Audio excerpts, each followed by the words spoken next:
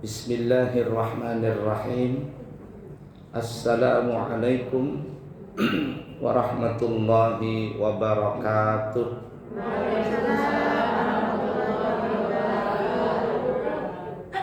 Alhamdulillahi rabbil alamin. Allahumma fassalli wa sallim ala sayyidina wa nabiyyina wa maulana Muhammadin Sayyidil anbiya'i wal mursalin wa ala alihi wa ashabihi wa azwajihi wa dhurriyyatihi wa man tabi'ahum bi ihsanin ila yaumiddin, amma ba'du. Ibu-ibu pengajian yang disayangi Allah dan dicintai Allah, di kesempatan kali ini kita akan membahas beberapa sunnah Nabi kita Muhammad sallallahu alaihi wasallam. Dan sunnah ini biasanya juga ibu-ibu sering melakukannya. Amalan sunnah yang ibu lakukan ini, apabila diniatkan untuk mengikuti Nabi Muhammad sallallahu alaihi wasallam, dan begitu juga tata caranya diajarkan oleh ulama, maka pahala yang ibu-ibu lakukan itu akan pahalanya berlipat ganda. Apa itu? Nah, salah satu kesunahan Nabi adalah kita dianjurkan memakai celak mata. Memakai celak mata ini sebenarnya ibu-ibu itu bukan hanya ibu-ibu saja, bukan hanya perempuan, tetapi laki-laki itu juga memang dianjurkan untuk pakai celak mata. Kalau orang Arab itu mereka suka pakai celak mata. Para habaib itu suka pakai celak mata. Cuman orang kita saja, kalau ada laki-laki pakai celak mata, rasanya gimana begitu? Ya, padahal boleh saja, bahkan disunahkan. Nah, terutama yang pakai celak mata ini yang sering melakukannya adalah perempuan, ibu-ibu.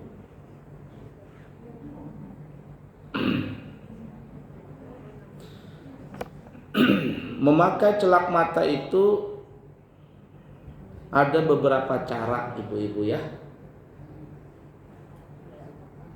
Sebelum kita melanjutkan bagaimana tata cara memakai celak mata, ibu-ibu pakai celak mata yang kayak zaman dulu kah, yang pakai cucuk begini, atau yang pakai pensil?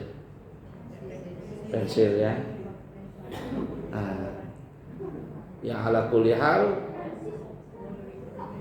yang pakai celak mata begini bagus, yang pakai pensil ya juga nggak apa-apa. Nah, bagaimana tata caranya memakai celak mata supaya pahalanya berlipat ganda?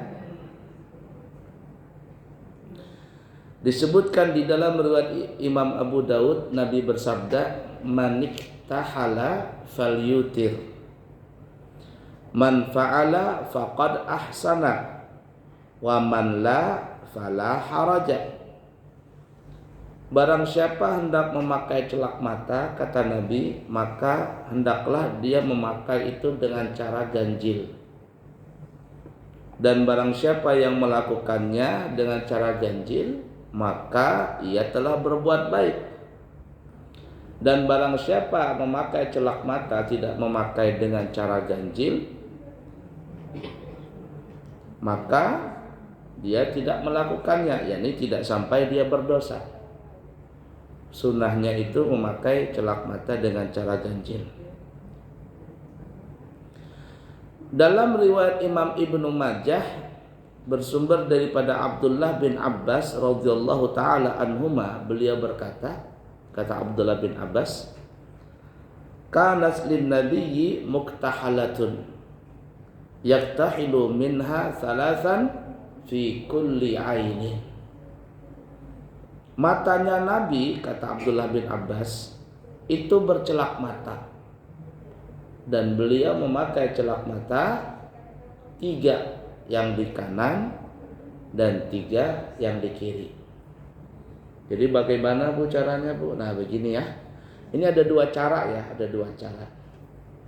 Nah umpama ini apa, pensil ke apa ini? Oh, gede banget ya. Caranya adalah kanan 3 kali, kiri 3 kali. Kalau ibu-ibu pakai celak mata dari sini, dari ujung hidung ke telinga, atau dari telinga ke hidung, atau gini-gini. Intinya 3 kali ya. Nah, artinya 3 kali kanan, 3 kali kiri. Nah kalau zaman dulu tuh begini caranya.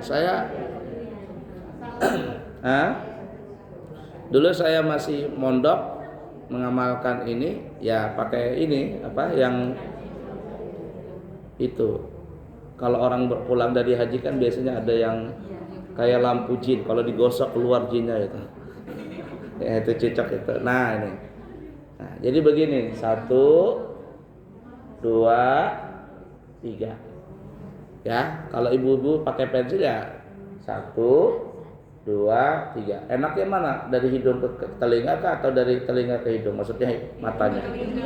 Hidung. Nah, 1, 2, 3. Begitu ya. Bolak-balik ini cocok. Bisa nggak? Biasanya bolak-balik apa enggak ibu? Bolak-balik. Ya terserah. Yang penting 3 kali. Ya 3 kali. 1, 2, 3. Yang kiri juga begitu. 1, 2, 3. Itu sunnahnya. Kalau takut ketebalan, ya jangan terlalu nekan. Ya diingat-ingat saja. Nah dalam cara yang lain, dalam riwayat yang lain itu 2 kanan, 2 kiri, kemudian terakhir 1 kanan dan 1 kiri. Jadi totalnya 5 kali. Nah kalau kita tadi kanan 3, kiri 3 kan ya memang ganjil. Tapi kalau 3 tambah 3 sama dengan 6, genap lagi. Nah ada caranya yang kedua, yaitu 2 kanan, 2 kiri, yang terakhir tujukan yang kelima separoh-separoh. Ya, gimana umpama ibu kan tadi bolak-balik ya, pakai pensil umpama. 1, 2, kemudian 1, 2, 4 sudah kan ya? Kemudian 1, 1. Paham nggak kira-kira? Kurang besar ini mata saya nih ya. 1, 2, kan ya? Yang kiri gitu juga. 1, 2. Kemudian yang terakhir yang kelima 1, 1. Nah, jadi ada 2 cara. Nah, coba lihat sampai segitunya diajarkan oleh Nabi bercelak mata. 1, 2, ya 3, 1, 2, 3. Boleh 2 cara tadi. Mas Tus pernah pakai celak mata? Enggak pernah ya. Nah, sekali-sekali laki-laki boleh itu, sunnah. Takut ya. Takut kecil. Sunnah pakai celak mata itu. Mau laki-laki ataupun perempuan.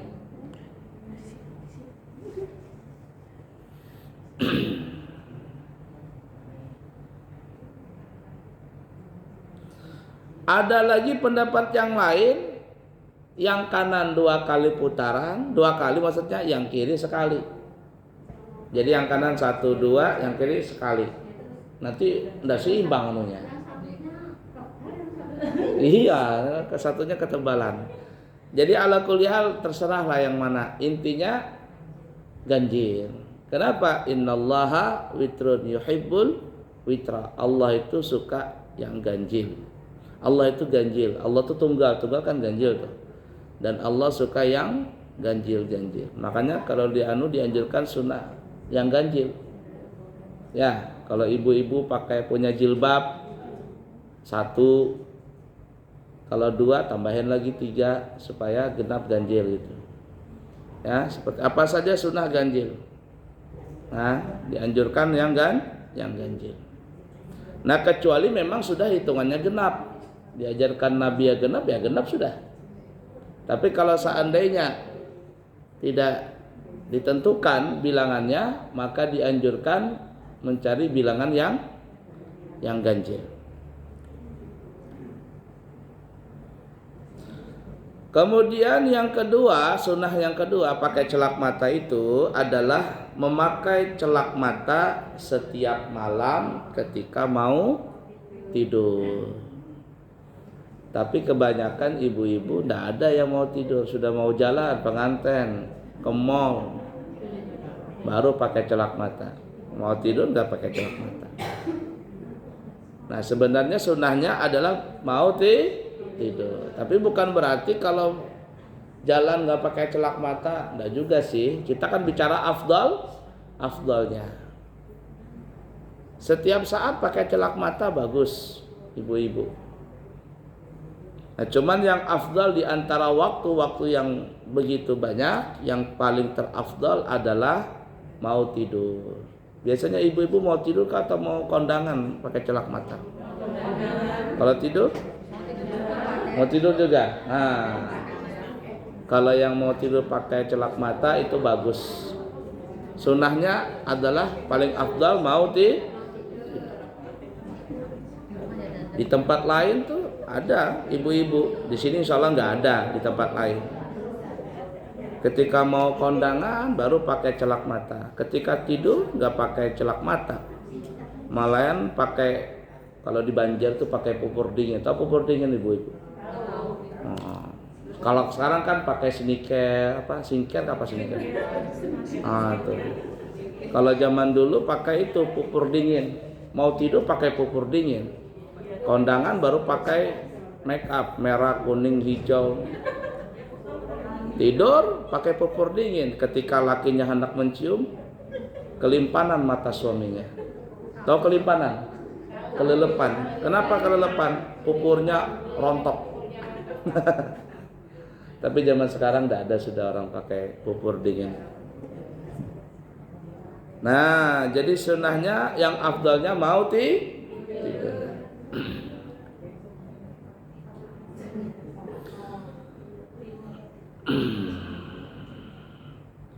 Kemudian yang afdalnya memakai celak mata yang bermerek Ismid.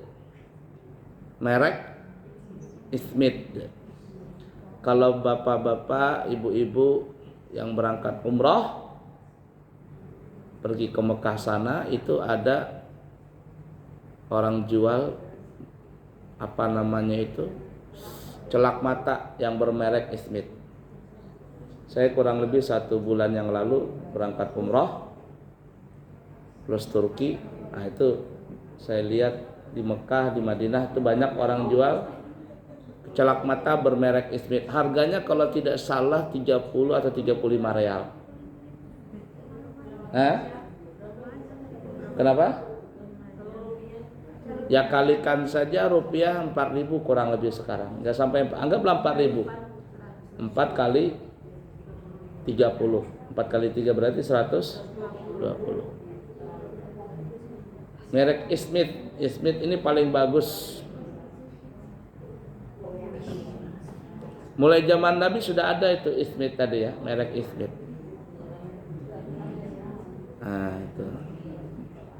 Sekarang orang ramai berangkat umroh dan tidak lagi pakai buku kuning, enak sudah berangkat.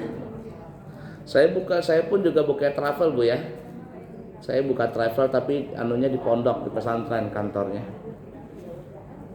Ada yang 26 juta, ada yang 29.500.000. Kalau 26 pesawatnya Lion Air, bintang hotelnya bintang 4. Tapi kalau 29.500.000 pesawatnya Batik Air, hotelnya bintang 5.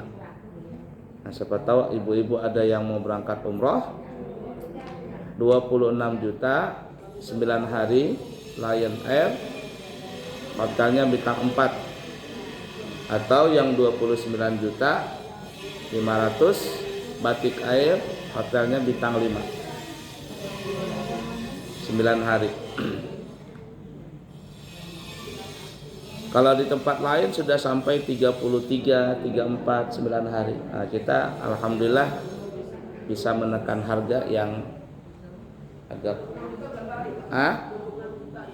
berapa Bu? 9 hari Bu. 9 hari, rata-rata 9 hari.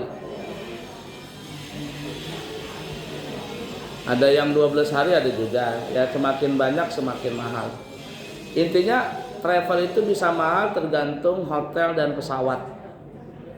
Hotel dan pesawat.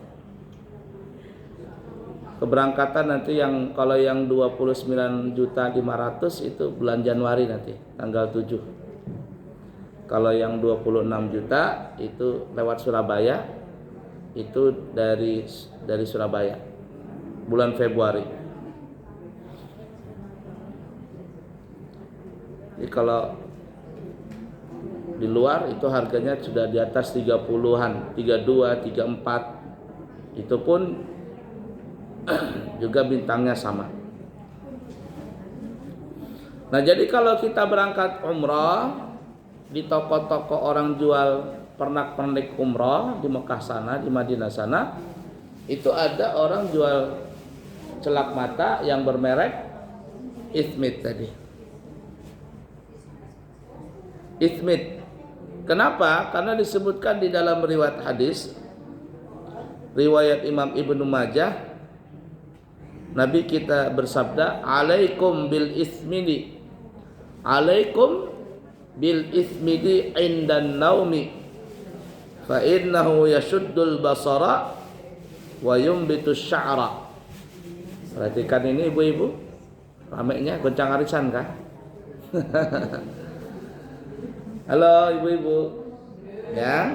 Nah ini kenapa pakai ithmid? Nah tadi disebutkan dalam hadis tadi, kata Nabi, hendaklah kalian kalau bercelak mata memakai ithmid, dan itu dipakai ketika mau tidur.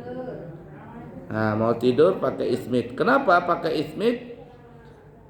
Faedahnya Nabi mengatakan sesungguhnya ithmid tadi, yakni celak mata yang bermerek ithmid, itu dapat memperkuat pandangan mata dan juga akan menumbuhkan rambut kelopak mata. Jadi makin lentik itulah apa namanya itu, bulu mata. Mensuburkan bulu mata. Jadi pandangan tambah jelas dan juga bulu mata lebih lentik. Nah, makanya Nabi menyarankan yang bermerek ithmid. Dari zaman dulu sampai sekarang itu ada celak mata itu. Kalau yang murahan di Mekah sana tuh yang kayak batu itu. Ya, jadi yang batu, kalau dilihat kayak mengkilat-mengkilat begitu. Jadi beli yang seperti itu 1/2 kilo ke atas 4 kilo, sampai di rumah nanti dimasukkan dalam kain, ditumbuk, dilasung. Tahu lasung ibu-ibu? Apa bahasa Indonesia lasung? Lesung pipit. Dalam kalau orang Banjar bilang lasung, tumbuk, lesung atau dipirik, diulek. Nanti baru disaring. Itu yang murahan itu. Yang murahan celak matanya. Ini yang tradisional ya. Kalau zaman sekarang kan praktis saja pakai pensil begitu. Nah, jadi ithmid tadi dipakai mau tidur. Kemudian faedahnya adalah untuk menajamkan pandangan serta menyuburkan bulu mata. Lebih panjang bulu mata tadi.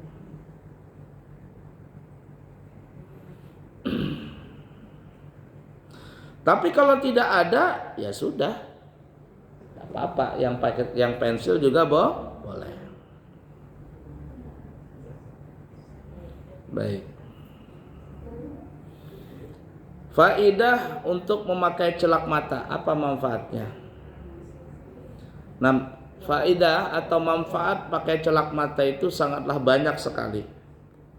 Di antaranya adalah akan mendapatkan pahala. Jadi ibu-ibu yang pakai celak mata itu jangan dipikir tidak dapat pahala, dapat pahala. Pakai celak mata pahala, tapi kalau pakai gincu, kalau niatnya untuk membahagiakan suami bagus, bapak pahala. Tapi kalau di rumah kada begincu, keluar kondangan baru begincu, ya kurang pahalanya. Tapi kalau pakai celak mata, pahalanya sudah dapat. Apalagi niatnya untuk membahagiakan hati suami, itu pahalanya semakin berdobel itu.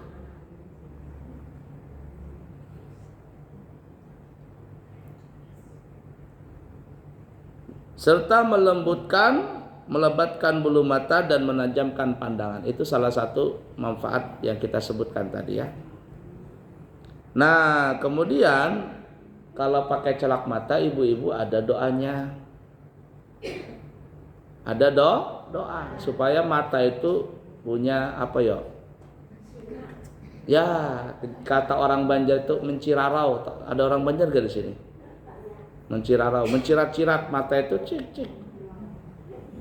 Kan ada pepatah, dari mana datangnya lintah? Dari gunung turun ke kali, dari sawah turun ke kali. Dari mana datangnya cinta? Dari mata turun kali. Jadi mata ini ibu-ibu, kalau dia memang mata itu punya kekuatan, itu dia bisa menundukkan orang yang jahat. Tapi sebaliknya, kalau mata ini dimiliki oleh orang yang jahat, ketika dia memandang seseorang itu bisa berbahaya juga, yang dikenal namanya penyakit ain. Ain itu semacam sihir mata. Nah, sihir mata ini biasanya dimiliki oleh orang yang suka dengki, yang suka iri. Jadi kalau orang pendengkian, pengirian, itu biasanya punya penyakit ain, sihir mata, dan itu sangat berbahaya. Jelek sifat iri dengki itu. Tetangga beli kulkas, tetangga beli AC, dia yang kepanasan. Ya, malam tetangga enak sejuk tidur di kamarnya pakai AC, lah dia yang kepanasan.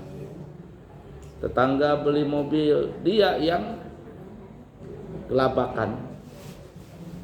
Nah, itu bahaya. Tapi kalau orangnya tidak ada sifat iri, pandangan mata itu bisa menundukkan orang-orang yang jahat. Jadi ketika dipandang begitu saja, orang yang melihat itu akan tunduk dan hormat kepada dia. Itu sangat luar biasa mata tadi.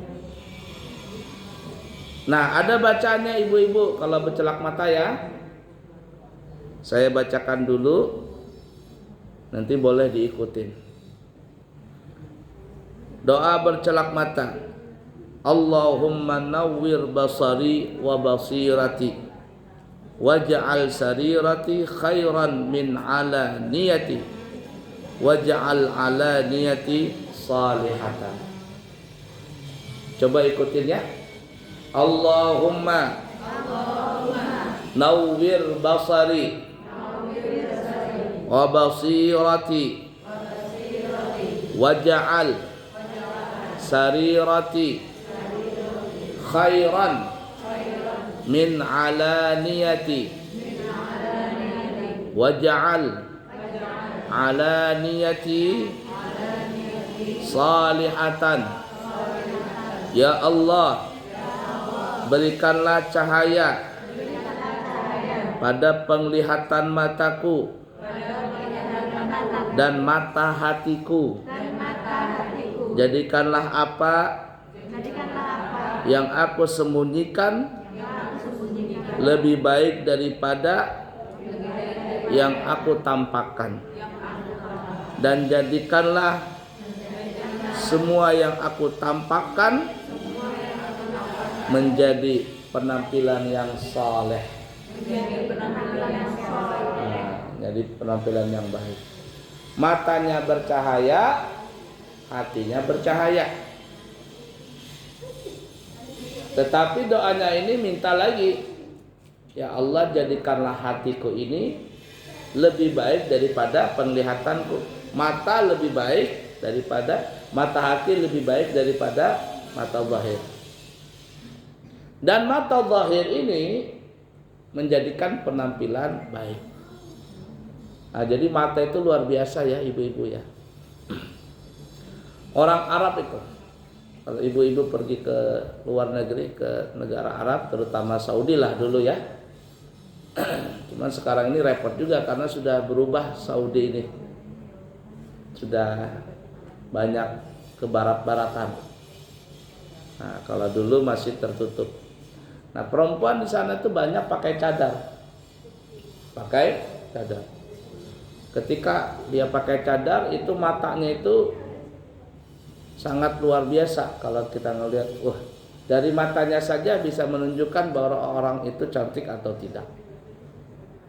Nah, luar biasa. Kalau Nabi kita Muhammad sallallahu alaihi wasallam itu waktu lahir sudah pakai celak mata. Jadi walaupun Nabi tidak bercelak mata, matanya Nabi itu sudah memang otomatis diciptakan oleh Allah sudah bercelak mata. Walaupun matanya Nabi tidak pakai celak mata, tapi sudah terbentuk celak mata tadi. Matanya belok, bahasa kitanya, bulu matanya lentik, alisnya tebal panjang, pokoknya sempurnalah Nabi tadi. Nah itu. Jadi ketika Nabi lahir, beliau lahir bukan lewat alat kelamin, tapi beliau lahir di atas pusat, di bawah pusat, di atas alat kelamin. Ada yang mengatakan sebelah kiri. Kalau orang sesar itu di sebelah mana, Bu? Dibelah. Sebelah kiri, sebelah kanan? Sebelah kanan. Tengah ya. Nah, ada dalam riwayat Nabi itu lahir di bawah pusat di atas alat kelamin, tapi yang ada yang mengatakan sebelah kiri atau sebelah kanan. Sesar tadi. Tapi ketika Nabi lahir tidak ada darah, tidak ada luka, tidak ada pakai bius-biusan, tidak ada sakit Siti Aminah. Ketika Nabi lahir sudah maqtu'us surah, terpotong tali pusat, nggak ada pakai tembuni. Kemudian makhulan, bercelak mata, makhtunan, sudah berkhitan. Sajidan, Nabi ketika lahir dalam keadaan sujud. Kenapa? Supaya tidak terlihat aurat beliau oleh orang lain. Saking sepertinya itu, saking dijaga oleh Nabi, oleh Allah, sampai-sampai waktu lahir pun tidak ada yang melihat bagaimana kelaminnya Nabi itu, dijaga oleh Allah. Addabani Rabbi fa ahsana ta'dibi. Allah yang memberikan aku tata keramah dan Allah yang membaguskan tata keramahku. Itu Nabi kita. Sudah bercelak mata, berkhitan, terpotong tali pusat dalam keadaan sujud dan mengucapkan ketika lahir mengucapkan alhamdulillah. Biasa kan kalau lahir bayi itu kan oe, tapi Nabi lahir mengucapkan alhamdulillah dan bersyukur kepada Allah. Mudah dipaham dulu sini ibu-ibu. Nah, nanti kalau mau doanya, itu biasanya ada lah doa itu ditulis di mana di buku-buku itu. Jadi bercelak mata ibu bukan hanya celak mata, ada doanya. Tulislah doa itu di cermin. Ketika ibu-ibu pakai celak mata baca itu. Allahumma nawwir basari wa basirati waj'al basirati alaniyatan waj'al basirati khairan min alani waj'al sarirati khairan min alaniyati waj'al alaniyati salihatan. Kan enak tuh doanya tadi dibaca. Semuanya diajarkan oleh Nabi itu. Istinja ada doanya. Ya kan ya? Masuk masjid ada doanya, mau makan, mau minum, semua diajarkan oleh Nabi doa-doanya. Sampai-sampai mohon maaf melakukan hubungan badan semua ada doanya. Pakai baju ada doanya, melepas baju ada doanya. Semua diajarkan oleh Nabi. Nah, ada orang belajar tinggi-tinggi ini itu sampai berdebat sana, berdebat sini. Ya, kitabnya besar-besar dibaca, tapi doa-doa yang sehari-hari gak hafal. Doa makan gak hafal, sesudah makan gak hafal, masuk masjid musalla, keluar masjid musalla gak hafal. Ya, beristinja gak hafal. Wah, ini kacau ini. Jadi sehari-hari itu mesti kita hafal doa tadi. Kenapa? Karena untuk menjaga kita, menjaga hati kita selalu kepada Allah. Nah, mudah dipaham dulu ibu-ibu. Ada pertanyaan? Kalau tidak kita lanjut sunnah yang berikutnya. Cukup jelas ya? Kemudian sunnah yang selanjutnya, ini juga pekerjaan ibu-ibu. Tapi sebenarnya sunnah ini bisa juga dilakukan oleh laki-laki. Namun kebanyakan para ibu-ibu. Apa itu? Sunnah yang berikutnya lagi adalah memakai minyak lulur tubuh. Atau orang zaman sekarang apa pakai apa namanya itu? Body lotion apa? Ya. Kalau kita di Indonesia ini mungkin yang sering melakukan itu perempuan saja. Tapi kalau kita ke Timur Tengah, terutama orang yang berangkat umrah, apalagi musim segini musim dingin, itu biasanya selalu pakai Vaseline atau Nivea. Kalau tidak memakai Vaseline atau Nivea, itu kulit akan menjadi kering, pecah, dan bisa-bisa sampai keluar darah. Coba lihat saja siapa yang pernah berangkat umrah atau berangkat haji, apalagi pas kena musim dingin seperti ini, baru datang sehari, itu telapak kaki, tumit maksud saya, sudah pecah-pecah. Sudah pecah-pecah. Pipi ini kayak amplas kasar, bibir ini kayak gerinda, kayak apa? Kasar sekali. Nggak laki, nggak perempuan. Oleh karena itu dianjurkan untuk memakai minyak untuk badan. Kalau orang zaman sekarang, istilahnya apa tadi Bu namanya? Hand body ya, hand body badan. Ya, kalau di Timur Tengah yang paling laku itu adalah Nivea atau Vaseline. Nivea. Kalau kita kan Vaseline ya, di sana banyak Nivea. Kalau orang berangkat umrah atau berangkat apa, saya sarankan, kata saya, kalau pakai Nivea, Vaseline, itu jangan bawa dari Indonesia, tidak perlu, kata saya. Kenapa Pak? Karena Nivea kita di Indonesia ini kadarnya itu sesuai dengan kadar hawa Indonesia. Kita tropis. Kalau bawa Nivea dari sini dipakai ke sana nggak mempan. Nah makanya kalau ke sana beli Nivea yang ke sana, nggak usah besar-besar, yang segini saja 5 real atau berapa real segini botolnya. Nah pakai itu sudah selesai. Kemarin saya berangkat pakai pesawat Turki, itu di dalamnya itu pas dibuka ada bingkisan ya dalam pesawat tuh, dikasih pakai sendal, dipakai untuk tutup mata, pesawatnya agak lumayan bagus. Nah kemudian ada odol kayak gini, odol bentuk, saya kira itu apa namanya, makjun, odol. Ternyata pas saya buka itu adalah untuk pelembab bibir. Jadi waktu di pesawat saya pakai itu, waktu di Turki saya pakai itu, supaya kulit tidak kering. Itu hukumnya adalah sunnah, mau laki-laki ataupun perempuan. Jadi kalau ibu-ibu ngelihat suami ibu nanti malam pakai hand body, itu biarkan saja. Ya, siapa tahu ada laki-laki yang pakai gitu, karena ada laki-laki yang seperti itu. Terutama yang artis-artis itu mereka pakai pelembab badan supaya apa? Ketika di kamera kulit mereka itu tidak pucat, tidak kering. Itu biasa begitu. Nah, laki-laki sunnah, perempuan juga sunnah. Cuman ya tadi kalau suami ibu-ibu pakai hand body tiap malam mencurigakan ini. Kira-kira apa ini? Jangan-jangan ada yang ditaksir lagi kah atau apa begitu. Nah, ya.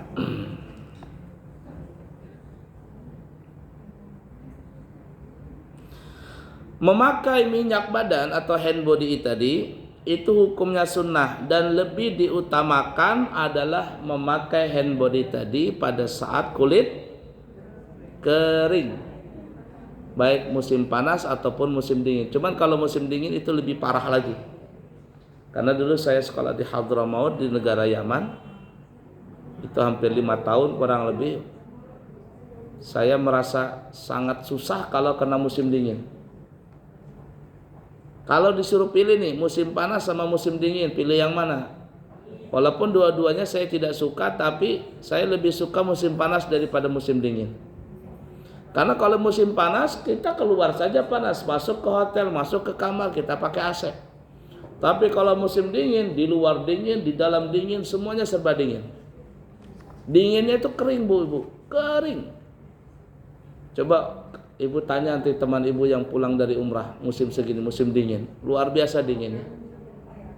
Lain dingin kayak di puncak. Kalau di puncak Bogor atau di Batu Malang itu dinginnya dingin empuk. Beda. Kalau di Timur Tengah kering, dinginnya sangat kering. Biar ada matahari ada, tapi anginnya dingin. Kering kulit, maka itulah diperlukan untuk memakai hand body tadi.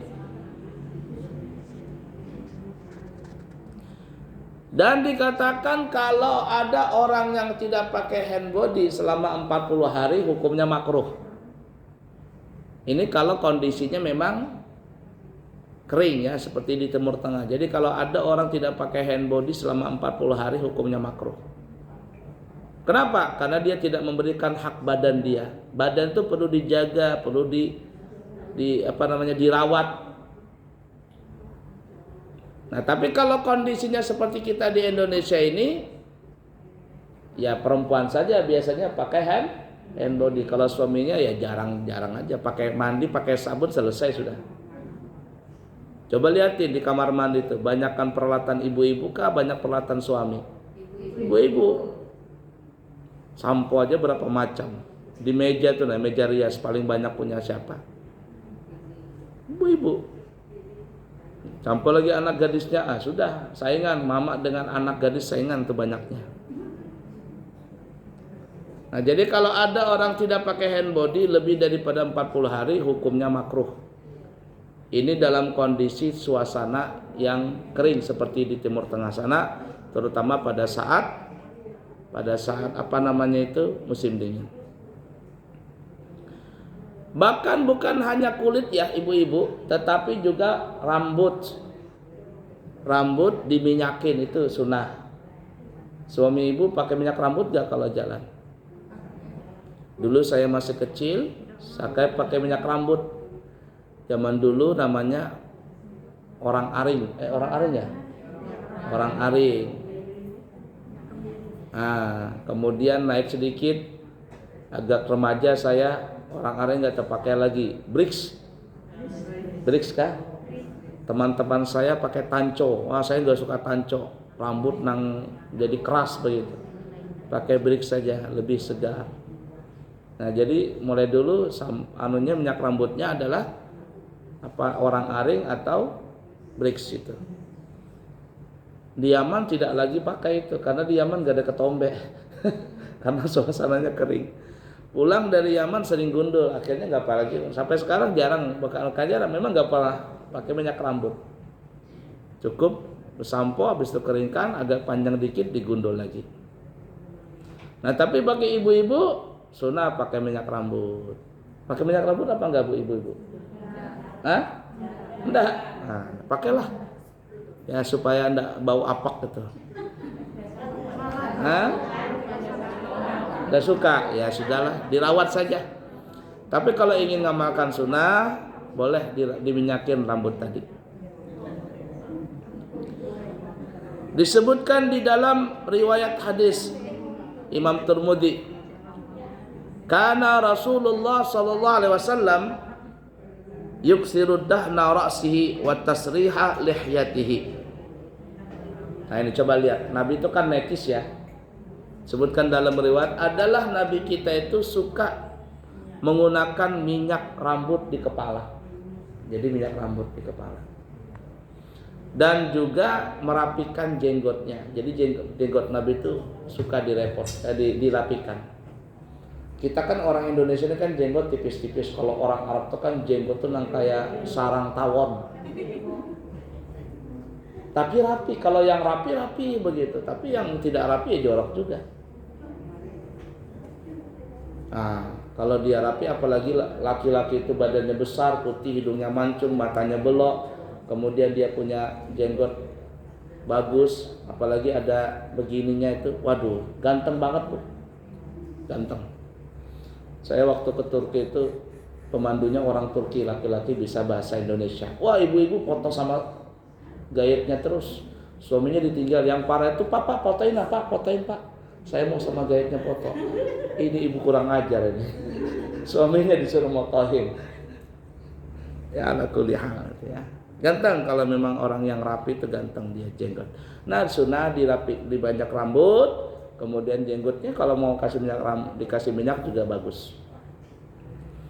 Pakai minyak badan, ya. Ada dulu saya punya teman waktu sekolah di Hadramaut, mungkin anaknya malas mungkin ya. Jadi dia itu ya, sangat jarang pakai Nevia. Akhirnya apa dia? Dia punya telapak kaki ini ibu-ibu, nah ini tebal, kulitnya tebal karena kulit mati sudah. Tebal, padahal nggak kemana-mana, cuman karena kering tadi suasana di sana kulit itu tebal.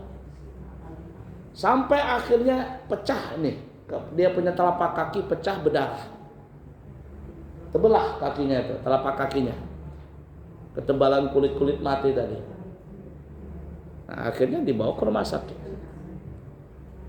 Saya terus terang waktu di Timur Tengah itu kalau musim dingin, itu kalau nggak tidur, kalau nggak pakai Vaseline atau nggak pakai minyak zaitun, itu malam pasti terbangun.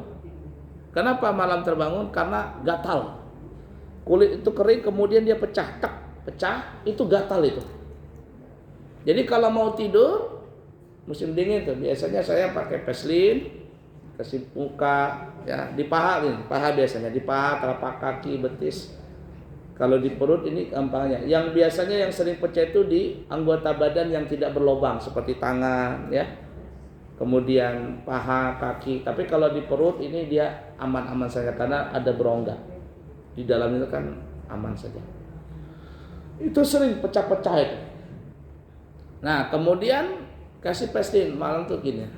Di bibir Vaseline. Subuh ketika bangun subuh, nah diginikan bibir tadi, terak, kulit mati itu akan terkelupas dia, terkelupas.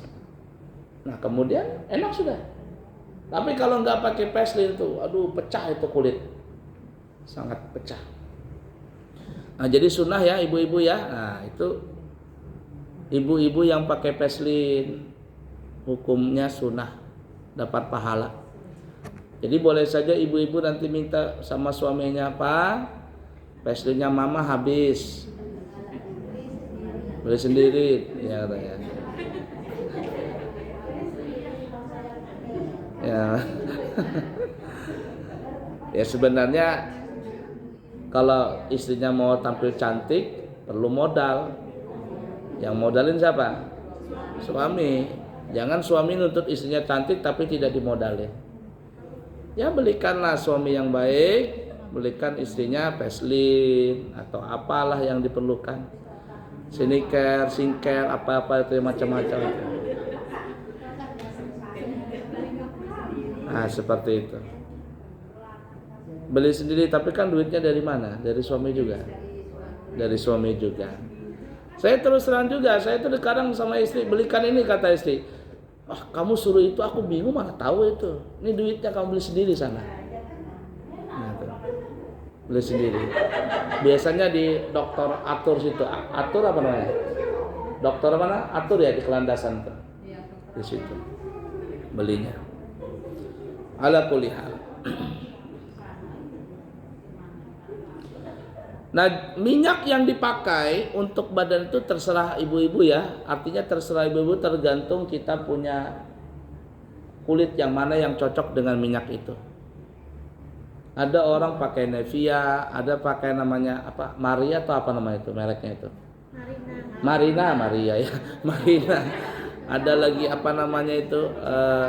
Citra, terserah. Ya, asalkan bahannya itu bahannya yang suci. Tapi kalau bahannya najis jangan. Jadi hati-hati, siapa tahu ada enzim babi kah. Kita kan tidak tahu nih. Saya ada melihat di media sosial tuh nah, yang kuas untuk muka tuh nah, kuas muka. Kuasnya. Kuasnya itu ada yang mengatakan terbuat dari bulu babi. Nah itu hati-hati, kita nggak tahu beli mahal-mahal ternyata kuas bulu babi. Nah jadi kita harus jeli juga ini produk dari mana. Makanya kalau bisa sebelum beli itu carilah yang ada label MUI-nya, halal MUI Bu itu namanya. Kalau ada label halal MUI kita beli. Nah sekarang banyak itu apa namanya jenis-jenisnya, ada Marina, ada Citra, ada apa namanya macam-macam lah. Nah kalau di Timur Tengah, orang Timur Tengah itu mereka paling suka memakai minyak zaitun. Minyak zaitun. Jadi minyak zaitun itu ibu-ibu bisa untuk di badan, bisa untuk maksudnya di kulit ya, bisa juga untuk diminum. Orang Arab tuh biasa minyak zaitun itu. Pagi hari mereka makan apa namanya itu cacapan kata orang Banjar, cacapan apa bahasa Indonesianya? Cocolan. Makan roti, cocolannya adalah minyak zaitun dikasih habatus sauda. Makan begitu. Minum sehari sesendok makan atau sendok apa namanya? Sendok teh itu. Setiap pagi dia makan itu. Dan yang saya tahu ya, Allah alam benar atau tidaknya, minyak zaitun itu ibu-ibu sebaiknya jangan dimasak. Jadi minyak zaitun itu sebaiknya jangan dimasak. Jadi kalau mau dikonsumsi langsung saja diminum begitu, jangan sampai dipanaskan pakai api. Karena kalau dipanaskan, dia punya kualitas minyak itu akan berubah. Nah itu zaitun tadi, minyak zaitun. Nah orang sana pakai minyak zaitun. Kalau di sini ya terserah saja. Jadi minyak apapun boleh ya, dari manapun boleh, dari nabati boleh, dari hewani juga boleh. Ya Bu ya, minyak itu kan ada terbagi dua. Ada yang dari nabati tumbuh-tumbuhan. Ya seperti minyak kelapa, minyak goreng kelapa sawit. Ya itu boleh nggak dipakaikan ke badan? Boleh aja kalau tidak ada lagi. Orang Bu Urut tuh nah pakai minyak goreng biasanya. Ya boleh ya, minyak kelapa, coba bagus minyak kelapa itu dari nabati, dari tumbuh-tumbuhan atau dari hewani bisa saja. Kalau hewani ya perhatikan jangan sampai dari yang najis,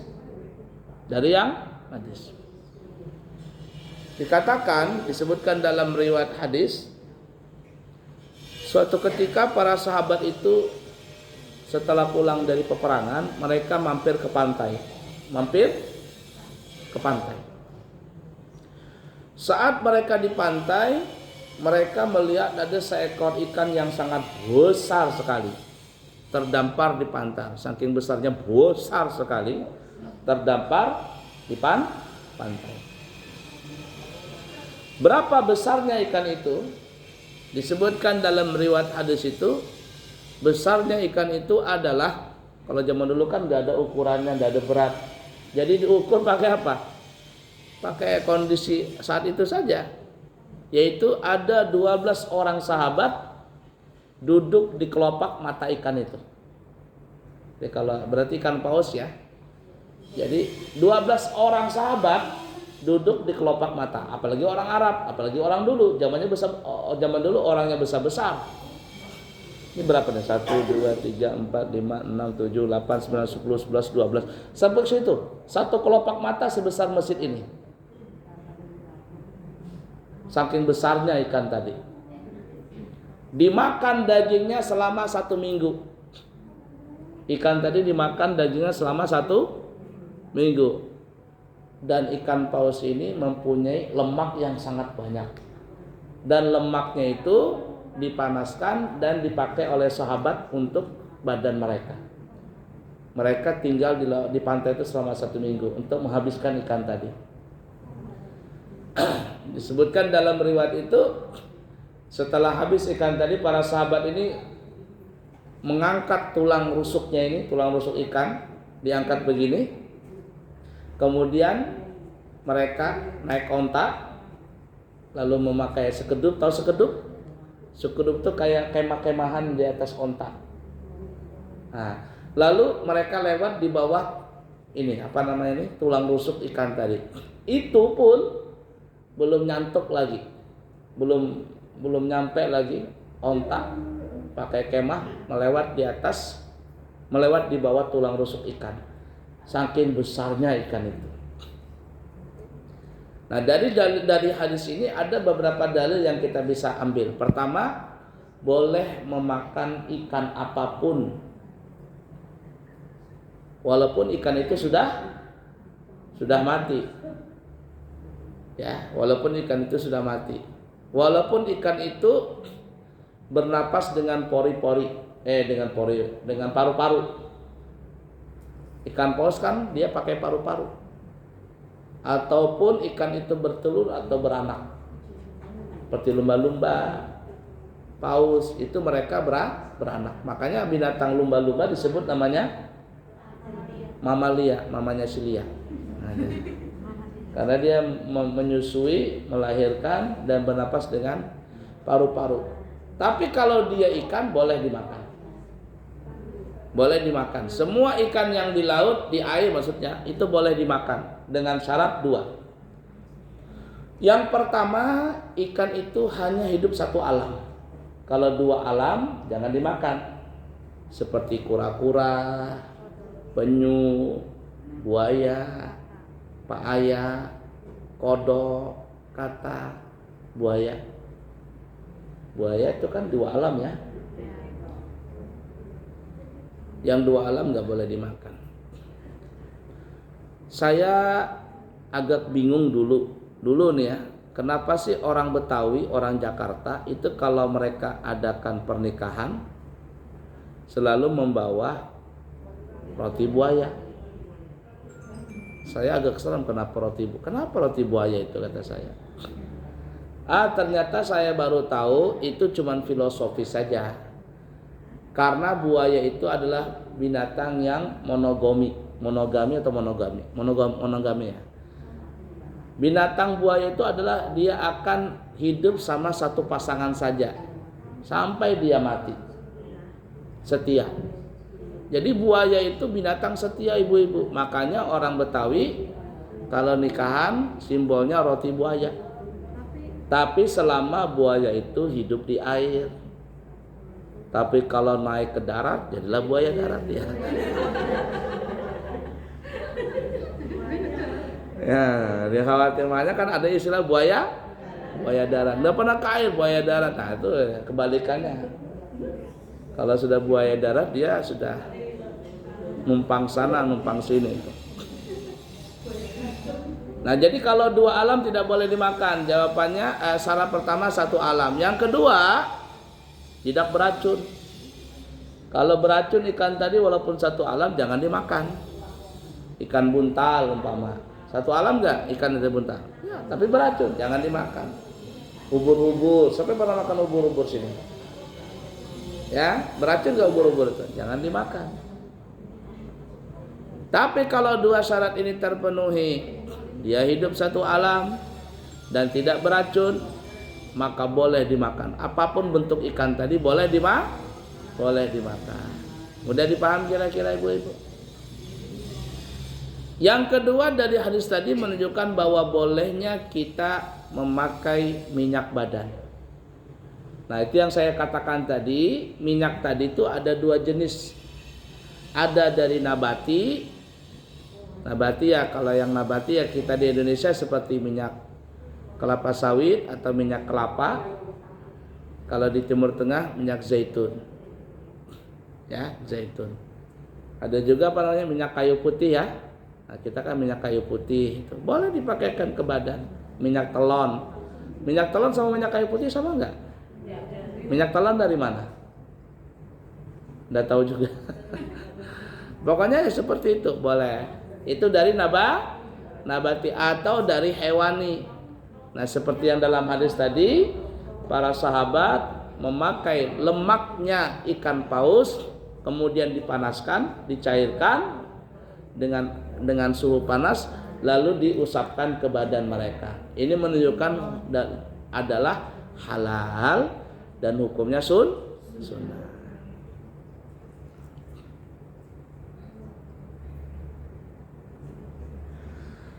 Kemudian seperti yang kita katakan tadi, orang Arab itu suka pakai minyak zaitun. untuk di kulit bisa, untuk diminum bisa. Dan paling afdal memang adalah pakai minyak zaitun. Kalau ibu-ibu di rumah ada minyak zaitun, ada hand body lotion, ada Marina, ada Citra, ada ini macam-macam nih ya. Semuanya sunnah dipakai. Apapun boleh sunnah. Tapi yang paling afdal adalah memakai minyak zaitun. Kenapa? Karena disebutkan dalam hadis riwayat Imam Ahmad, kata Nabi, "Quluz zaita waddahinu bizzaiti fa innahu min syajaratin mubarakatin." Konsumsilah minyak zaitun itu dan gunakanlah minyak zaitun itu untuk di badan, yakni digosokkan di badan. Kenapa? Karena zaitun, pohon zaitun atau buahnya itu adalah pohon yang sangat diberkahi oleh Allah. Sampai-sampai Allah bersumpah di dalam Al-Quran dengan buah zaitun. Wattini waz zaitun. Demi buah tin dan buah zaitun. Kalau buah zaitun itu ibu-ibu kayak itu loh, kayak buah anggur hitam kecil itu kan. Orang nggak paham tuh, dimakannya pahit ya. Itu orang sana itu sebagai cacapan saja buah zaitun. Lain buah tin. Kalau buah tin itu kayak buah apa ya? Semacam buah apa ya? Buah tin itu. Kering dia, manis-manis. Tapi saya terus terang nggak tapi suka juga sih. Nah, itu buah tin. Kalau buah zaitun dia kayak semacam anggur hitam kecil itu, segini. Orang Arab bisa makan itu, tapi itu bukan untuk dimakan yang itu sebagai lalapan saja. Kalau orang kita lalapan. Biasa pagi hari sarapan mereka ada minyak zaitun, ada buah zaitun sebagai lalapan cocolan gitu lah. Jadi makan 2 biji buah zaitun tadi. Itu biasa orang Arab di sana untuk menjaga kesehatan mereka. Nah, jadi afdalnya pakai minyak zaitun.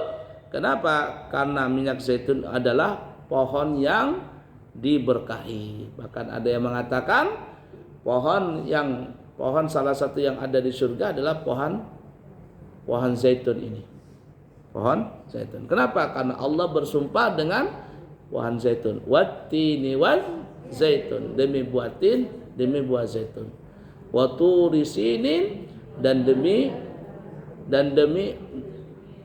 Tur Sina, Gunung Sinai, tempat munajat Nabi Musa.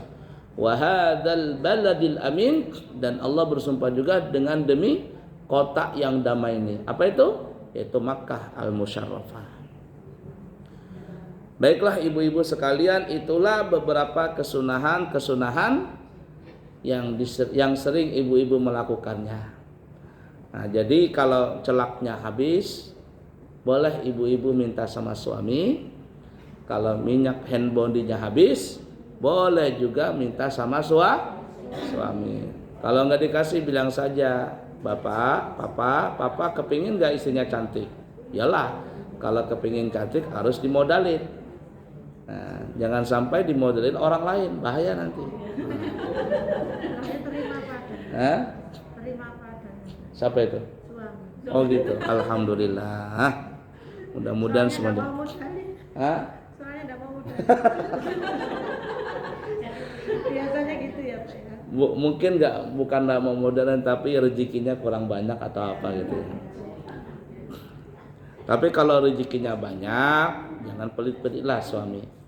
Ya, karena bersedekah kepada orang lain itu pahala, tapi lebih besar pahalanya kalau bersedekah kepada anak istri. Ya, anak istri itu lebih besar pahalanya dengan orang lain. Mana yang lebih diutamakan? Seorang suami memberikan hadiah kepada istrinya atau kepada orang tuanya? Mana yang lebih diutamakan? Bu, suami ibu masih punya orang tua, punya orang tua. Dia punya uang atau punya apa gitu. Dia memberikan hadiah. Mana yang lebih diutamakan? Istri atau orang tua? Jawabannya adalah istri. Jawabannya istri. Tapi istri yang baik pasti lebih mendorong suaminya untuk memberikan hadiah itu pertama kali kepada orang tuanya.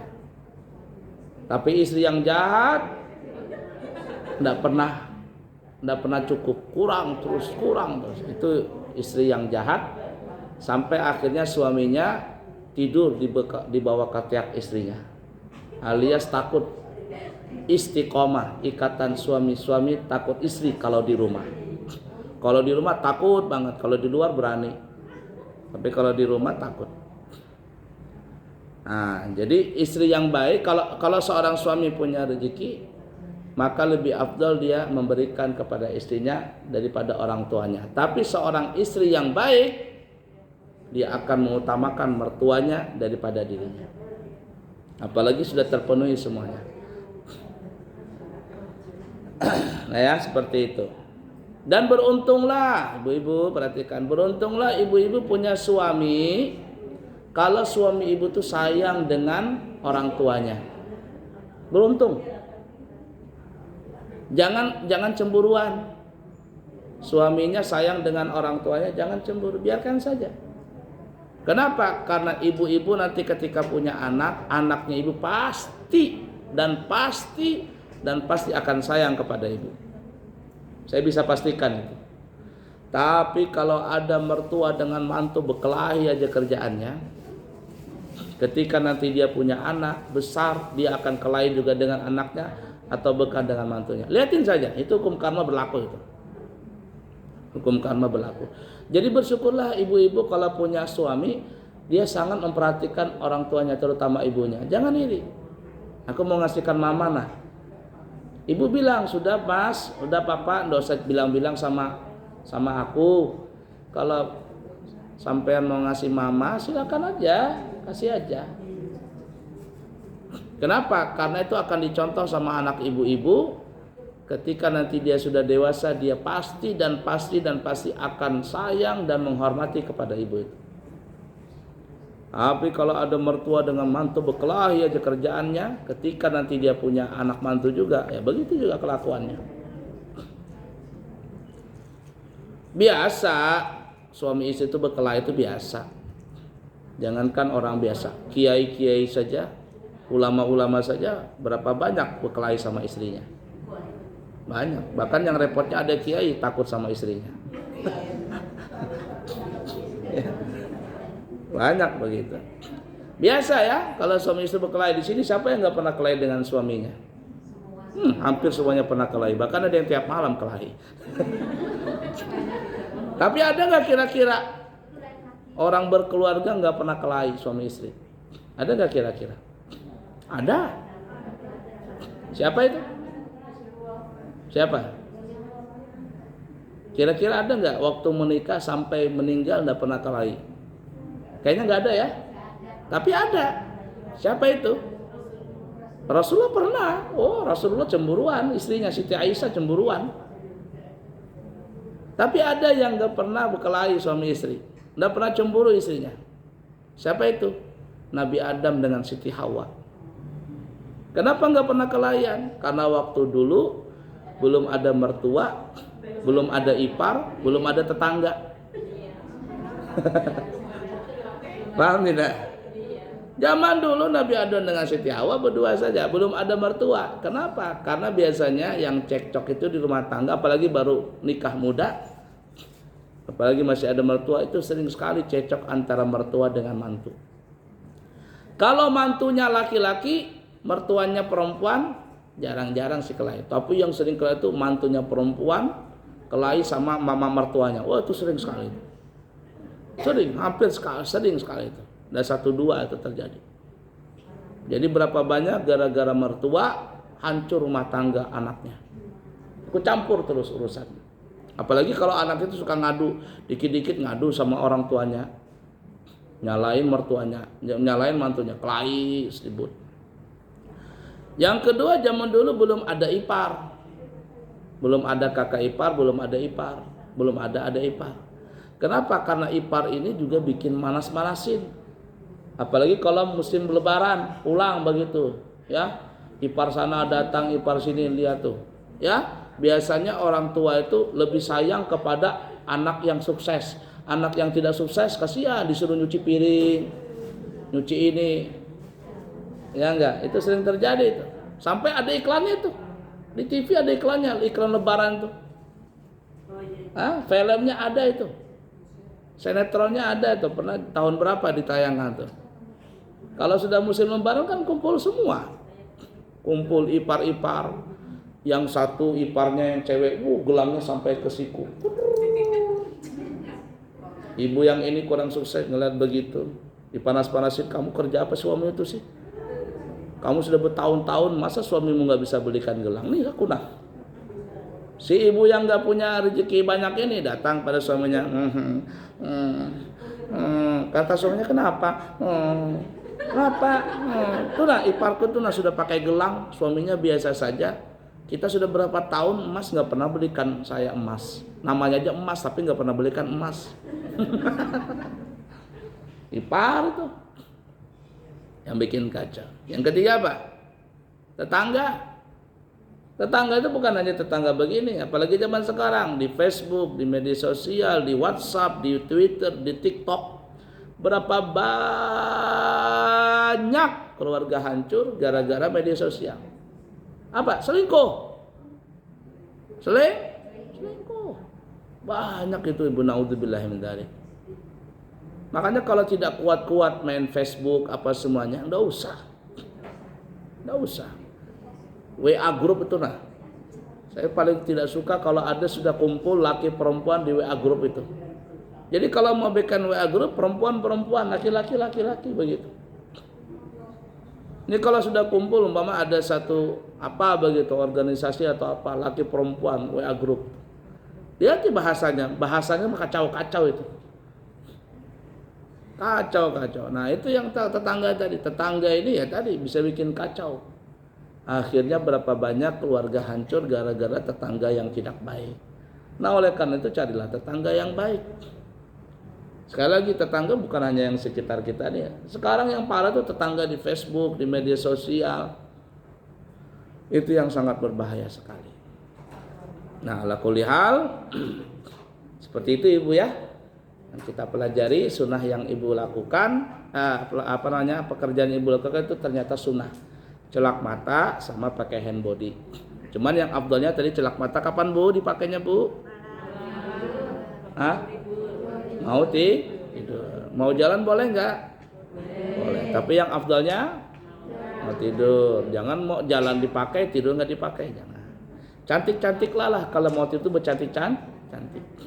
Di depan suami kalau mau tidur cantik-cantik. Mandi jangan nggak mandi, sikat gigi, apa bersih-bersih.